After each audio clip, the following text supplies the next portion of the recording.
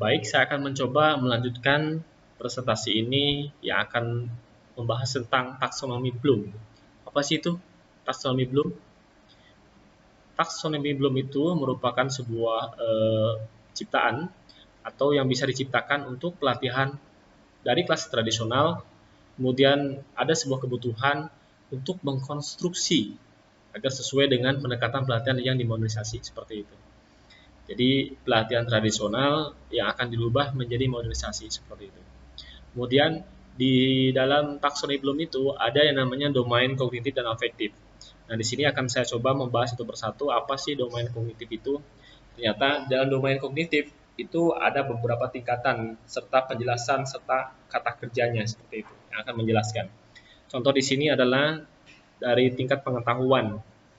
Ini akan mendeskripsikan yaitu mampu mengingat pengetahuan yang berlaku dari ingatan, di mana kata kerjanya itu menetapkan, menggambarkan, mengenali, kemudian melabel, daftar, nama, penarikan, membaca, dan negara di sini. Kemudian domain kognitif selanjutnya dari tingkat pemahaman itu dapat dideskripsikan sebagai ada sebuah kemampuan dalam mengonstruksi arti atau makna dari pesan tertulis, baik lisan dan grafis. Dan kata kerjanya yang termuat di dalamnya adalah ada kata mengubah, membedakan, memperkirakan, menjelaskan, meramalkan, dan meringkaskan, seperti itu.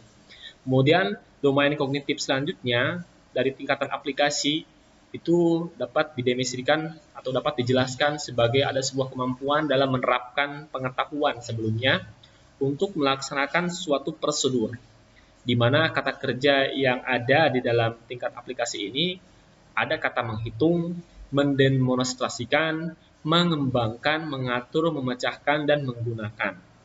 Kemudian domain kognitif selanjutnya di tingkat analisis itu dapat dideskripsikan sebagai ada sebuah kemampuan dalam mengidentifikasi hubungan antara konten elemen, konten dasar, di mana kata kerja yang ada dalam tingkat analisis tersebut yaitu ada kata diagram, membedakan, menjelaskan, mengambil kesimpulan, kemudian ada kata garis besar, dan berhubungan.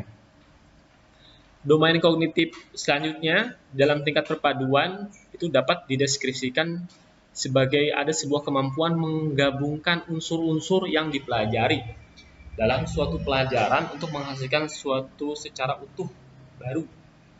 Dan kata kerja yang di dalamnya itu ada kata mengkategorikan, menyusun, membuat, memusnahkan, meramalkan, dan menghasilkan. Kemudian domain kognitif selanjutnya ada tingkat evaluasi, di mana Bapak Ibu yang bisa kita sampaikan di sini bahwa bisa mendeskripsikan tentang ada sebuah kemampuan penilaian atau saran berdasarkan kriteria tertentu, di mana kata kerja membandingkan, kontras, mengkritik, membenarkan, dukung. Seperti itu. Domain kognitif yang terakhir ada sebuah evaluasi atau tingkat evaluasi, di mana di sini deskripsinya adalah mampu membuat penilaian atau saran berdasarkan kriteria tertentu, di mana kata kerjanya yaitu membandingkan, kontras, mengkritik, membenarkan, dan ada kata dukung. Selanjutnya domain afektif. Domain afektif itu lebih mengarah kepada moral, kesopanan, sikap seperti itu.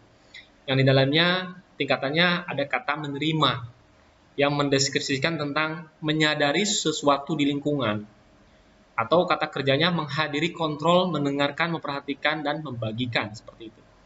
Kemudian domain afektif selanjutnya adalah menanggapi yang dapat mendeskripsikan tentang menunjukkan perilaku baru sebagai hasil dari pengalaman, di mana kata kerjanya ada kata memenuhi, mengikuti, mematuhi, ikut, dan praktek seperti itu. Kemudian ada tingkat menilai. Menilai di sini dapat dideskripsikan sebagai ada sebuah petunjuk dalam komitmen, ya, menunjukkan sebuah komitmen, gitu ya. Kemudian kata kerjanya di sini ada kata bertindak, memperdebatkan, perdebatan, mengekspresikan, serta mengatur, ya, seperti itu. Selanjutnya ada tingkat di domain afektif itu namanya karakterisasi oleh nilai. Artinya bisa dideskripsikan sebagai ada sebuah tindakan secara teratur dengan nilai yang baru, di mana kata kerja yang ada dalam domain afektif ini yaitu menghindari, pemeran, mengelola, menyelesaikan serta merevisi. Kemudian tingkat selanjutnya adalah persepsi, di mana dapat dideskripsikan sebagai mampu menggunakan isyarat sensorik untuk memandu aktivitas motorik. Itu ada sebuah sensorik dan motorik gerakan yang di dalamnya ada kata memilih, mendeteksi, memisahkan, berhubungan, serta pilih. Kemudian di domain afektif yang lainnya ada tingkat set, di mana deskripsinya itu adalah sebuah kesiapan mental, fisik, dan emosional untuk bertindak. Yang dalam kata kerjanya ada yang namanya kata tampilan, menjelaskan, pindah, reaksi, dan negara. Kemudian domain afektif selanjutnya yaitu tingkat respon terpadu, di mana dapat mendeskripsikan sebagai ada sebuah percobaan di dalam menampilkan atau keterampilan fisik.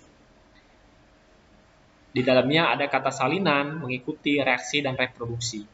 Kemudian ada tingkat domain afektif selanjutnya yaitu mekanisme, yaitu sebuah respon belajar fisik, keterampilan menjadi sebuah kebiasaan, di mana kata kerjanya yang ada yaitu ada kata berkumpul, membangun, memperbaiki, mengukur, dan sketsa.